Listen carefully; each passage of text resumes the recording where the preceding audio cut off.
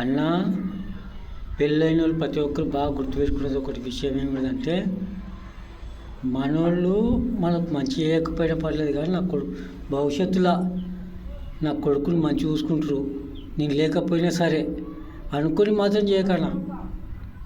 వెళ్ళి పుడుకుని చచ్చిపోయా అనుకో, కుక్కలు కూడా దేకాయి నీ ఇంకో టైంకి కుక్కలైనా ఇంటికాడ పెట్టుకుంటారు. నీ కొడుకుని పక్కకు వస్తే కూడా తరుముతారు. అసలు రాజ్యం ఉంది ఇది.